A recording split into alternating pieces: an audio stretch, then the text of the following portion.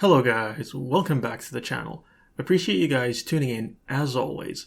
So today I wanted to talk about a theme that I see quite often on channels relating to the car market, and that is the notion of a truck market crash. Not a generic car market crash, mind you, a truck market crash. I'll be honest, I find a lot of these videos fascinating because unlike the other car market crash videos, these ones are a lot more specific and quite frankly, if I'm being honest, more plausible than all the other crash videos.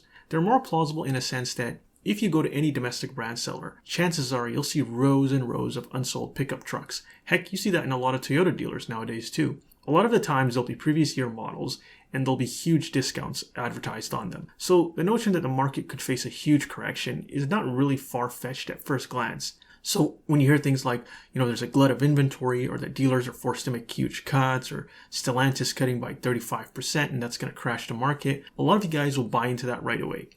But guys, I hate to be the bearer of bad news, but there's nothing to any of this.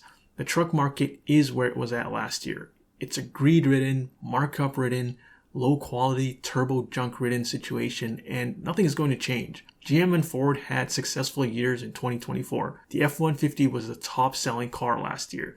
Its sales have been increasing steadily since the pandemic. Does that sound like a truck market crash?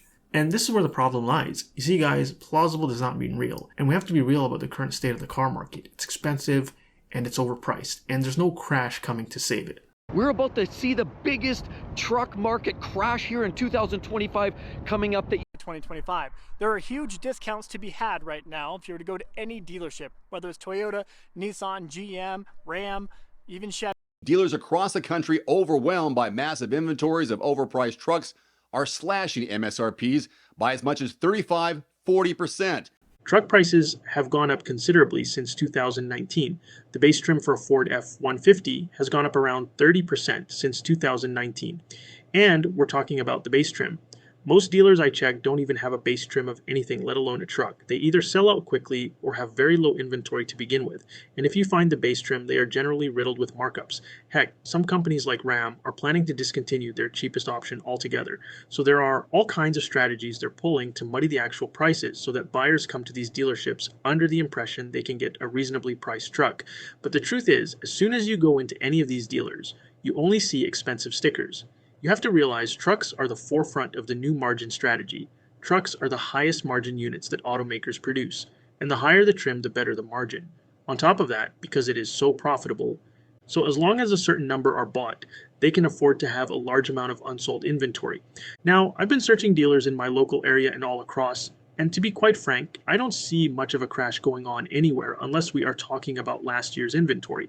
There are 20% discounts on some trucks that are remaining 2024 models.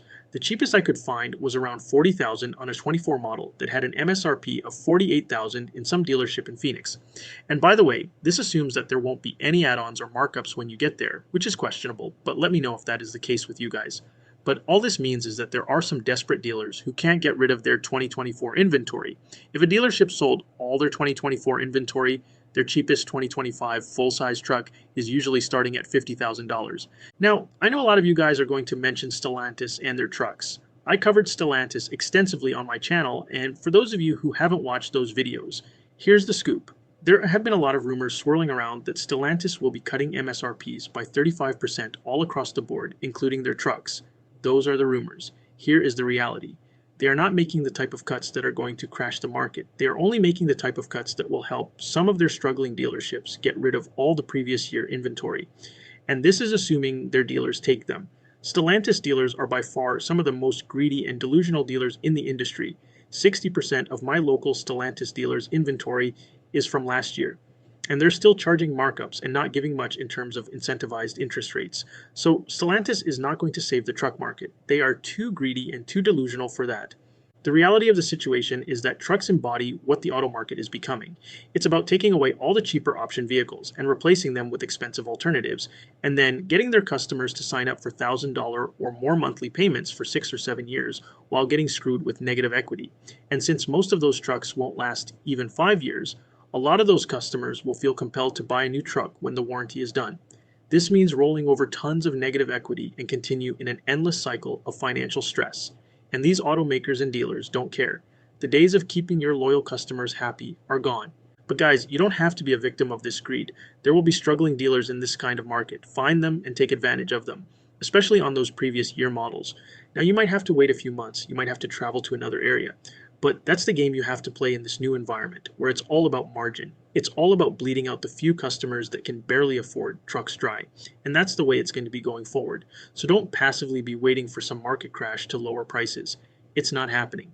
But let me know what you guys think of this, and as always, thanks for listening. If you enjoyed this video, make sure to click like and subscribe, and I will see you in the next one.